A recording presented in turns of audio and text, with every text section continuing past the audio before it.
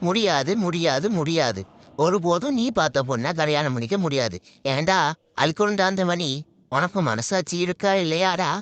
நீ மட்டும் ஊட்டி உருளைக்கிழங்கு மாதிரி ஒரு பொண்ணை பார்த்து கல்யாணம் பண்ணிக்கிட்டு, எனக்கு நமுத்து போன அழுகி போன உளுந்த வடை மாதிரி ஒரு பொண்ணை பார்த்து கல்யாணம் பண்ணா எப்படிடா கல்யாணம் பண்ணுவேன்? ஐஸ்வர்யா மாதிரி ஒரு பொண்ணை பாருடானா, அதுல பாதியாச்சும் ஒரு பார்க்கலாமா இல்லையா? இருண்ட இருளாய பார்த்து வச்சு என்னை கல்யாணம் பண்ணிக்க கல்யாணம் பண்ணிக்க நீ ஏன்டா என்னை டார்ச்சர் பண்ற? முடியாதுடா, முடியவே முடியாது. சன்னியாசியா போனாலும் போவனே ஒழிஞ்சு ஒருபோதும் இந்த இருண்ட இருளாக்கி வாழ்க்கையை கொடுத்த என் வாழ்க்கையை இருட்டாக்க மாட்டேன்டா, இருட்டாக்க மாட்டேன். உர்ரா, கையை விட்டு விடுறியா இல்ல சன்னியாசி போகவாடா? உர்ரா, விட்டு தொல்லடா, சூசைட் பண்ணிக்கிறேன்டா நானு. கையை விடுற மாதிரி இல்லையே.